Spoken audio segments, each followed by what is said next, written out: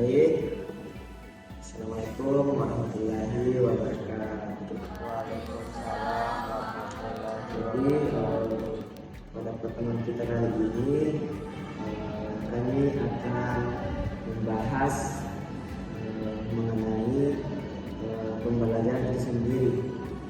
Jadi saya harap adik-adik bisa memahami materi pembelajaran kita pada hari ini.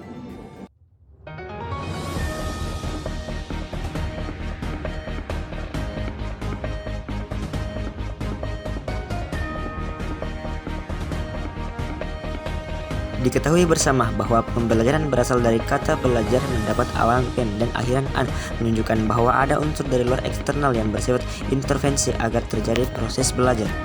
Dapat disimak bersama bahwa pembelajaran merupakan upaya yang dilakukan oleh faktor eksternal agar terjadi proses belajar pada diri individu yang belajar. Adapun tujuan pembelajaran yaitu upaya mempengaruhi peserta didik agar terjadi proses belajar. Oleh karena itu, diupayakan suatu cara atau metode membantu terjadinya proses belajar agar belajar menjadi lebih efektif, efisien, dan terarah pada tujuan yang ditetapkan. Jadi baik, itulah tadi materi pada pertemuan kita kali ini. Semoga apa yang kita dapatkan hari ini menjadi ilmu dan manfaat adik-adik.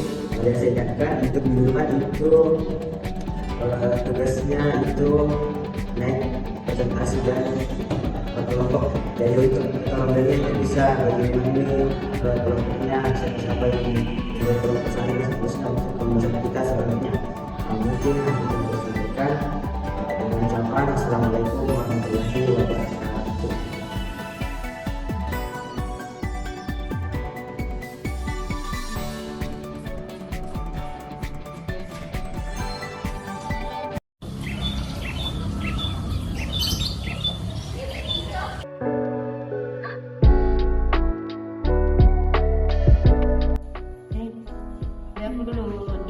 GP ada begini kirim tas di apa namanya materi sama pembagian kelompok apa nggak bisa ngapain aku yang nyelek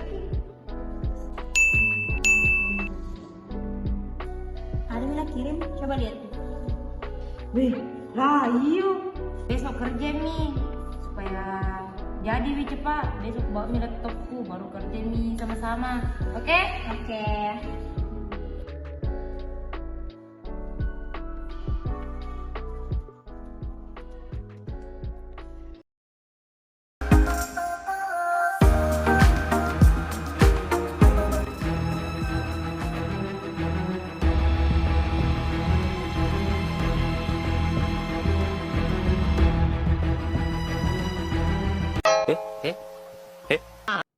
Pembahasan kedua mengenai sistem penilaian. Prinsip-prinsip dan strategi penilaian kelas.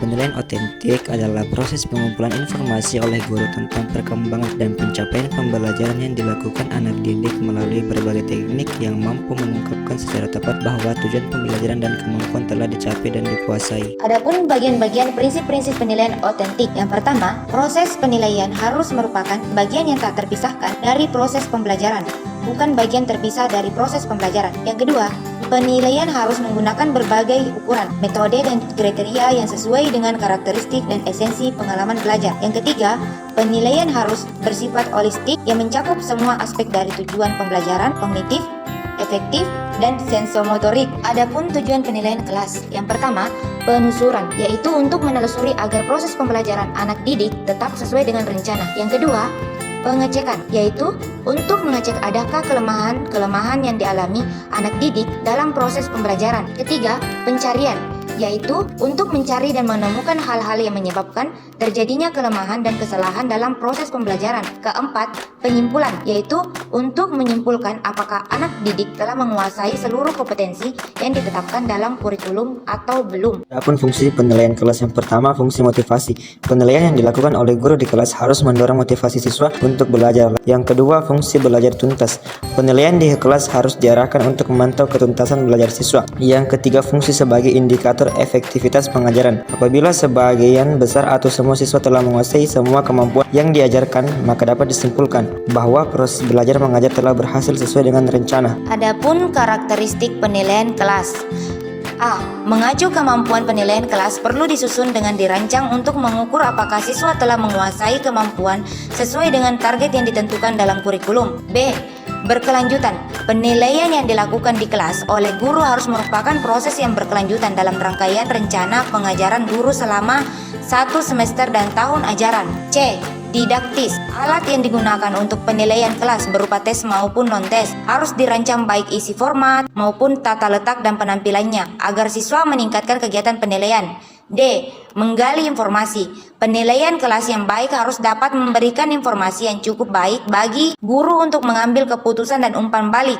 E. Melihat yang benar dan yang salah dalam melaksanakan penilaian, guru hendaknya melakukan analisis terhadap hasil penilaian dan kerja siswa secara seksama untuk melihat adanya kesalahan secara umum terjadi pada siswa sekaligus melihat hal-hal positif yang diberikan siswa.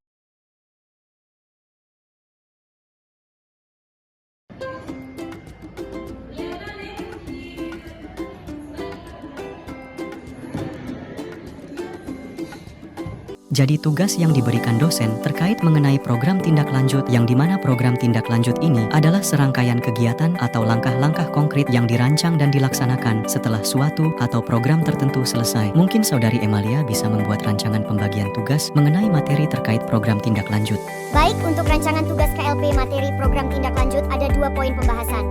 Yang pertama, masalah-masalah belajar dan identifikasi murid bermasalah. Adapun materi yang saya dapatkan terkait masalah-masalah belajar siswa di antaranya, yang pertama sangat cepat dalam belajar, yaitu murid-murid yang memiliki bakat akademik yang cukup tinggi, memiliki IQ 130 atau lebih. Kemudian yang kedua, keterlambatan akademik, yaitu murid-murid yang tampaknya memiliki inteligensi normal tapi tidak memanfaatkan secara baik. Yang ketiga, lambat belajar, yaitu murid yang memiliki kemampuan yang kurang atau IQ sekitar 70 sampai 90. Yang keempat, sikap dan kebiasaan buruk, yaitu murid-murid yang perbuatan belajarnya berlawanan atau tidak sesuai dengan yang seharusnya. Kemudian yang kelima, kurang motif dalam belajar, yaitu murid-murid yang kurang semangat dalam belajar. Adapun jawaban yang saya dapatkan terkait poin pembahasan kedua, yaitu identifikasi murid bermasalah. Yang pertama, A. Penilaian hasil belajar. Untuk mengetahui sejauh mana murid telah mencapai hasil belajar yang direncanakan sebelumnya. Yang B.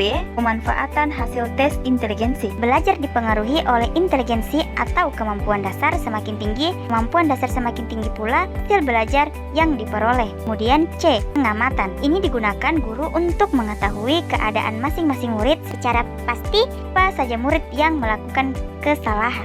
Jadi kita ke perpus saja untuk mengerjakan materi selanjutnya. Pada dasarnya, masalah belajar yang dialami oleh murid antara lain A. Faktor-faktor yang bersumber dari murid. Adapun 4 poin. Yang pertama, tingkat kecerdasan rendah. Kedua, kesehatan sering terganggu.